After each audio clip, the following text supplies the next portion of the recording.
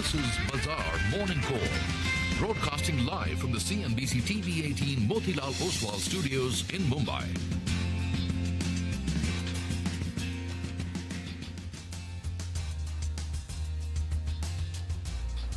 Good morning. You're with us here on a fresh new edition of Bazaar Morning Call. We are coming to you live from the CNBC TV 18 Motilal Oswal studios, getting into the week, so as to speak, Tuesday morning today. I'm Prashant. With me, my colleagues Sonia and Nigel. Guys, good morning. Morning. Hi, good morning, Prashant. Good morning, Nigel. I think, largely this market has been a bit under pressure. There's a little bit of a sell-on rally. So let's see if things change today, because the global cues were not too bad. But the GIFT Nifty is suggesting otherwise. Yeah, no, I mean, the problem is not stocks so much. It's what's happening to the dollar, what's happening to the yields. And I think that's what will take away a lot of attention today as well. And actually, and that's precisely the reason I'm not going to start with equity. Usually we start with what the NASDAQ did, what the S&P did, but that's not the real story. Anyway, rewind back and just start by telling you the close yesterday, which is interesting. The Nifty yesterday took support exactly at the 61.8% retracement of the rise from the end of August to the middle of September. That's 31st of August to the 15th of September. The 61.8, the golden retracement is comes in at 19,605. Guess what yesterday's low was? 19,601. So pretty much there, right? And then the market bounced. It was inconclusive. We ended in the middle of the range, but that support came in. Now, I'll come back to levels after I've told you what cues from overnight look like. The big story from last night is the rally in the longer end of the Treasury curve in the US, yield curve. So, we saw a 10 basis point jump in the 10-year US Treasury yield, and now we are past the 4.5% level, right? This is quite incredible. 4.55 is an important resistance. Without going into detail, that's basically where it should slow down. And by the way, I mean, if you looked at last night's session and this 10 basis point move higher, it did look like going to the highs of the day past 4.5%. The momentum was flagging a little bit. So hopefully around 4.5, 4.55 odd percent, things start to fizzle out. That's the hope. Now, we'll have to wait to see if it actually happens. Dollar index hit a new YTD high, year-to-date high. And that's now closer to 106, the dollar index, that is. That's against a basket of currencies. And that's basically following what's happening in the US yields out there. And the third item, which has been of worry, the trioca, so as to speak, as we've highlighted for a while now, oil prices, they didn't move up or anything, I mean, substantially, but they're still closer to $94 a barrel. I mean, prices on oil are up, they're up. Oil is up 30% since where it was in June. So we've seen a very large move higher.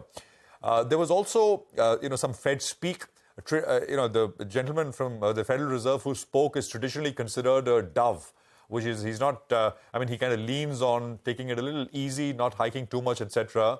But he basically reiterated the higher for longer narrative. He basically said that the conversation and the sort of chatter around Fed meetings will shift to not how high rates need to go, but for how long rates need to be held at a high level. And I think that kind of reinforces this higher for longer narrative.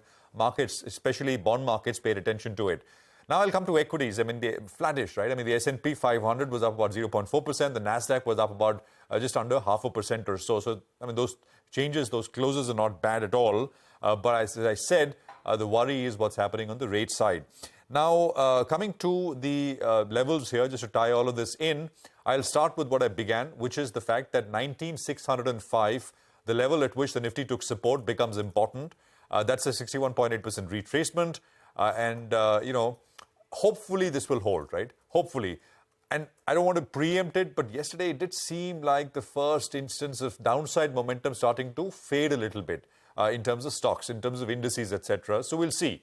The immediate resistance on the upside will come at the high, yesterday's high of 19,734. By the way, that also coincides with the 20-day moving average. Not exactly. It's about the 20-day is about 10 points lower at about 19,721, 22 or so. But around that level is where I think the market will find some selling pressure, some resistance, which will come in.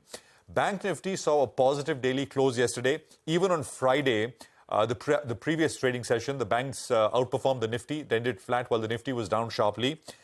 We need to watch if yesterday's low of 44,400 will hold. So that's about 300, 350 points away from where we are. And on the way up, the resistance is the 20-day moving average, which comes in at 44,990. And above 44,990, the immediate next level is the 38.2% retracement of the fall, not the rise, but the fall from the 15th of September high to the recent low. So the recent last 7-8 days fall, which comes in after the 20-day at 45,130. Again, I mean, these levels are not very far away, but I mean, we're living day to day because arguably the texture of the market has changed a little bit over the last couple of days from trying to buy every dip and trying to chase momentum higher to being a little cautious, being a little on the sidelines. I said this yesterday, don't go in right at the word go. That worked out well yesterday, and I'd repeat that till, I mean, this sort of, phase in the market clarifies and prices tell you what they want to do. The GIFT Nifty is indicating a 50-odd point lower start. Sonia. Oh, absolutely. And this has been a sell-on rally market for the last few days, right? And I think that's a texture that could continue even over the next couple of days, given the kind of cues that we have stacked up. It's a choppy market that we have on our hands, and that's largely because of the volatile global cues. So just to add on, this morning, in fact, the Asian markets are under pressure. Almost all Asian markets are trading in the red. The S&P 500 and the Nasdaq ended their 4-day losing streak, but the GIFT Nifty is suggesting that the start will be in the red as well. Now, let's not forget that the Nifty, if you just map the last, 10 days or so, the Nifty is actually down 2.5% from the highs that we saw of 20,192 on the 15th of September. So we've lost a bit of ground in the last many days. And large quantities of selling from FII seems to be the primary concern now. Of course, along with other issues like higher Brent crude prices as well as, higher rates for longer in the US. But look at the FII numbers. Yesterday, FII sold about 2,330 crores. And put together in September so far, FIIs have sold in excess of 20,600 crores. So that continues to be the biggest concern that the market has at the moment. So as we were saying, a sell-on rally is something that can continue perhaps. And two more headwinds, which is Brent. Despite a little bit of a cool-off in the last 24 hours, Brent is still above $93 a barrel. And of course, higher interest rates for longer, that the Fed has said that's something that, could put a lid on the market's gains in the very near term. Watching out for a lot of stocks that have been under pressure, especially large caps like HDFC Bank. More on that later. But for now, I think, GIFT Nifty is suggesting that once again, the bulls could be on the back foot this morning. Well, Sonia, with regard to yesterday's trading session in Test cricket parlance, I don't know how many times you've seen a batsman bats the full day and doesn't score a single run. Yesterday, at the end of it, the Nifty was virtually unmoved. And though we had a swing of 50 points in either which direction. So the Nifty didn't move yesterday. But today, in fact, the GIFT Nifty is suggesting that it pulls back closer on 40, 50 points to kickstart trade. I think the problem is that on a day-to-day basis, you're seeing that the Nifty is making lower lows. In the last 5 days, if you pull it up, yes, that's the chart we're talking about. Last 5 days on a day-to-day basis are making lower lows, which is a bit of a worry. And technically speaking, that indicates that there is some weakness in the market. The FIs, well, in the futures market, they've turned net short. And this is the first time in this series and the first time since 30th of August that they're net short on the index, because yesterday they added close to 15,000 contracts on the short side. I wouldn't view this very, very badly, actually, because, if the FIs are net short, plenty of bad news coming in there, some kind of good news from somewhere. And if we can hold on to that maybe 19,500 odd mark, that could be the reason that we bounce back. The problem today is that global cues itself are in a bit of a tizzy. So you need to see global cues first that stabilize. And from being net long with 60,000 long contracts, now you're down to a negative number. That is, now you're net short with 3,500 contracts on the short side. Short point, FIs have turned net short. Moving to the options data then, 19,700 call. Yesterday, the premium was around 100 rupees. It ended at around 75 rupees. Fair bit of writing was seen at those levels. So that's giving you your resistance level. For those that are writing that strike, they look at 19,800, 19,850 holding out. So that's the resistance level. Yesterday's low was 19,602. So that becomes the first level of support according to me. And going by the GIFT Nifty rate, we'll be starting closer to those levels. Today, we'll also be watching the Nifty Financial Services Index because that plays out expiry. And there was a fair bit of action at the 19,800 put yesterday.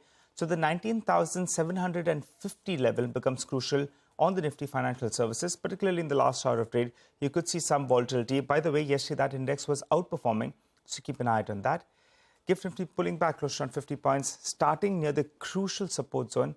Let's see if the bulls can fight yet again from here. And as Sonia said, I think HDFC Bank, that'll play a key role from here on. Absolutely. And, lots of other stocks in focus. So let's get to it very quickly. First up, we have some views coming in from Sunil Tirumalai of UBS, who says that India is trading at an all-time high 80% premium. He says this represents the premium that stocks in India are enjoying versus the emerging market universe purely because they are listed in India. He says the richness is also visible in the all-time high small cap valuation premium to large caps. He says they stay cautious on India and continue to like banks and industrials. Okay, some money market views. This is Kunal Sadani of Shinhan Bank, who says that the US dollar trades higher as the risk of US government shutting down escalates. He says the 10-year Treasury yields touched a 16-year high while the dollar index hit 106 levels last seen in November of 2022. He says US Fed speakers continue to remain hawkish, but the USD INR 82.95 should act as a support, while 83.3 is the resistance. All right, and on the bonds, Ajay Magnolia of JM Financial says that as major central banks advocate higher for longer rates, global bond yields continue to head north with the US 10-year yield at over a multi-year high. He says the buoyancy led by index inclusion was short-lived and it looks tough for any rally in the near term. He adds in the absence of any cues for the day, he expects the new 10-year benchmark bond yield to trade in a range of 7.13 to 7.18%. Well, we've got a lot of stocks that we're tracking for you. We get to that in just a bit. But for the time being, let's run you through the top list that we're tracking in our special top 10 segment. We're looking at Tata Steel, Strides Pharma, Greenply Industries, DB Realty, Apar Industries, Salzer Technologies. We have Welspun Corp and Fortis Health. All of them on the back of positive news flow, while two stocks will be reacting to negative news flow. One is Voltam Transformers, where the promoter entity is looking to take some money off the table, and GR Infra Projects as well.